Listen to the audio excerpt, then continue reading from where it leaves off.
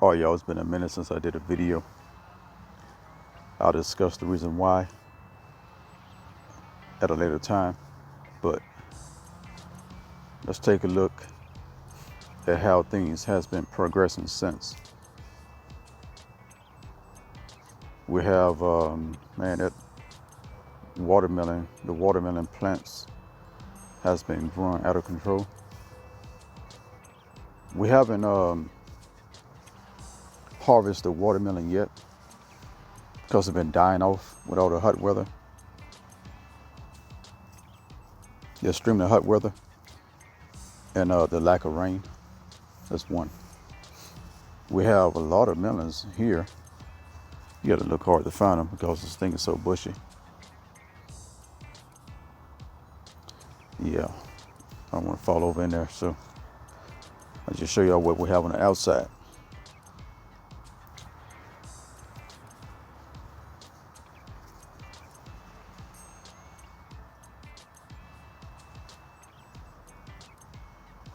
The biggest one is in this area right over here. Of course we can't see it. I really don't know how I'm gonna get in there and get it. But I'll be probably harvesting that one within the next couple of weeks. I probably counted about, look at that one. That just came, right? This one here, right?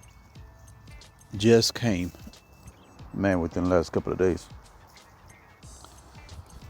So now that it has cooled down a bit here, I'll tell you what, I'll go ahead and explain why I haven't been doing videos here lately. Well, it'd be pointless to do a video every day, or even every other day, or even every week, if the garden's not doing anything, if it's not producing anything. I mean, we don't want to come out here and just see a bunch of plants with no food on them. But now that the triple digit weather has went away, today is September 11th, it has cooled down. We're having cool weather in the, I think even got in the high 50s the other night. So but during the day we're having high 60s, low 70s. This weekend we will have I think 80 some degrees this coming weekend, I think, Saturday and Sunday. But anyway, so that's the reason why I haven't been doing very many videos. But as you see, you know, the watermelon plants, like I say, has been growing out of control. It's all the way down. It's almost at the fence. I'll walk around and show y'all guys in a minute, because this trench is kind of wet, so I don't want to walk that way.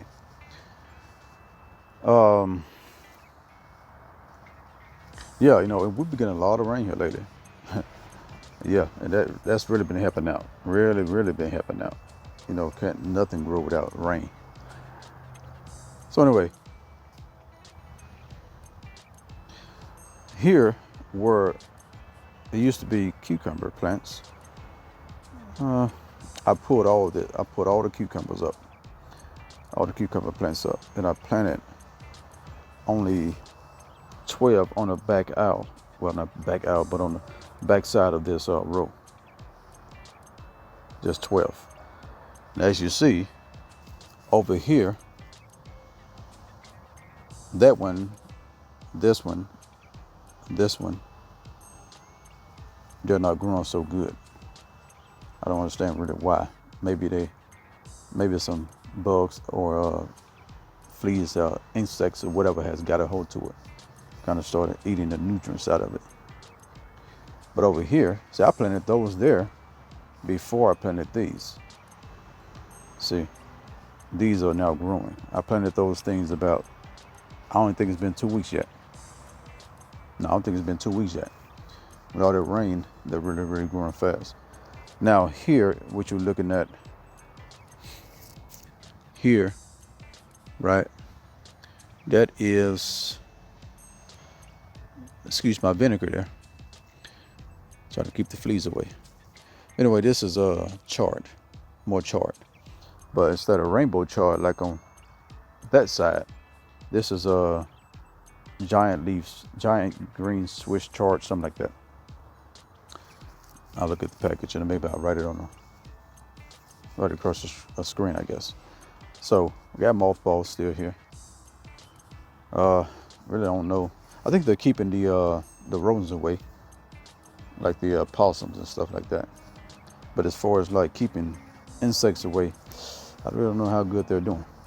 I don't think they're doing so well. Anyway, so back over here, I pulled all the squash up and I planted new squash. You see, some of them are looking pretty decent. Others are not looking so well. This side here, where the corn used to be, is now zucchini plants. That one been destroyed. Some type of insects got a hold to it. I put 3% witch hazel. No, not witch hazel. Witch hazel. 3% peroxide, hydrogen peroxide, mixed with water. I sprayed it on it as a type of, natural pesticides. But it's not working. It didn't work at all. Same thing here. Didn't work at all. Now, around the outskirt, on the outside, you see they're growing pretty decent. That one here, this one here is about 3 weeks old. As a matter of fact, all of these are about 3 weeks old. But as you see, the size of them vary. So like I say, when insects get a hold to the plants, they grow very slow. Or they don't grow at all. They actually die off. So we're gonna go on this side here and check everything out. This side is doing very good.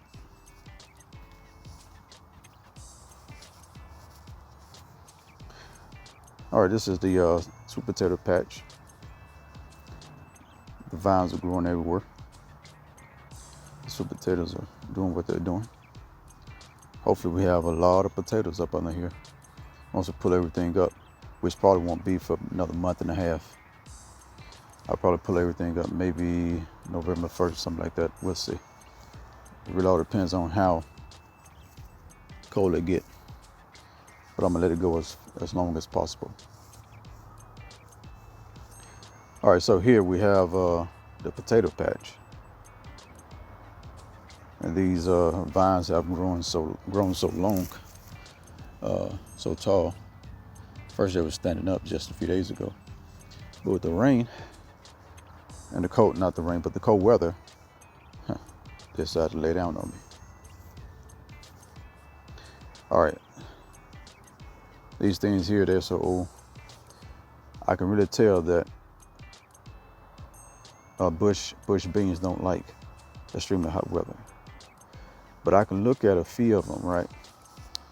Like over there, right here. You can see those are beans sprouting, finally. Just started coming here over the last couple of days since the weather has cooled off. Chard. Now the chard is kind of laying all over the place. Cool weather, a lot of rain. That's the reason why. But as you see, grown a lot. Really grown a lot. Especially on this side. Yeah, I can harvest that at any time. But I want to go ahead and wait for a little while longer. Let them get a little bit bigger. Some of them won't get as big, which is fine because the smaller chard is a lot more tender than the larger leaves are. This is the bell pepper patch, and these things are growing so slow, but they have grown. I don't think they're going to produce anything before the winter get here. Maybe they will. We'll see, because they really have grown a lot here in the last couple of weeks. We'll see. I'll keep them in the ground. Once again, I'm not going to pull them up because have nothing else to plant right now anyway. Plus, we're very late in the season. We're very late in the season. As you see here, this here is more chard. The same type I planted over there, the larger leaf Swiss chard. I just planted a row right down the middle here. Okay, right down the middle there. Giving chard does so well, and it's easy to grow. Like I say, this watermelon vine, right, the longest one, is almost to the fence. It's almost touching the fence. Got a little guy there that may be growing, I guess. A little one there. You can hardly tell whether these things are going to make it or not. You come out here someday and they look like they're going to make it, then the next day they dry it all out. Anyway, so that is the garden update. That's the garden update. It's been probably about a month since the last time I did one, or at least 3 weeks anyway. And just looking at it from the back side, I wish that this side here was a whole lot fuller, and then the garden would appear to be a whole lot better looking than what it is now. But we do still have some time. The chard grow very fast, so it'll fill that middle section out. As far as just zucchini and squash, I don't know. We'll see. Don't have very much time left, but we'll just keep it in the ground and see what happens. This is my second time trying this, and I don't really want to say I failed either time. Just the first time, the vine boards beat me to it. The squash vine boards beat me. They got up in there, and ate those vines out. Same thing with the zucchini. This time I just I'm running low on time. I'm running very low on time. I just decided to go and throw some seeds in the ground just to see what happened. Kind of pushing it, and may not be able to get any yield out of it before the winter comes, but we'll see. I would try it again for the third time, and I can tell I learned a whole lot this summer season. In this part of Texas, I think we're in zone 8B, if I remember correctly, maybe 8A or 8B. It gets so hot that it's really hard to grow anything. So, but with the experience, I did learn. I learned a lot. Therefore, I know now the right time to plant when you live in Texas, zone 8A or 8B. It's best to do it in the springtime. It's best to go and plant in probably late February or early March. Therefore, by the time the extremely hot weather come around, everything would have been fully matured by then. And speaking of matured, all these pecans, every single where, all over the place, they're not mature yet. But I've been here for about 5 years, and when I first moved here, as a matter of fact, the first year, I didn't even know we had a pecan tree, because you see nothing on the ground. But I can tell that every single year, the pecans are getting bigger and bigger.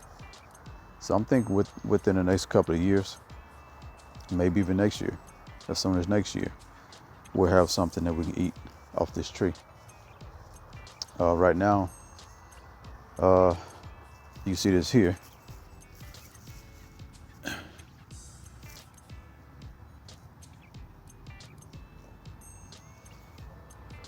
That's, it won't zoom in, but, oh, there we go. See, squirrels are having a good time. The squirrels are having a good time on these pecans. Anyway, so thank y'all for joining me, and I'll try to get you all another update with the next couple of weeks. Y'all be good. I'll see y'all next time.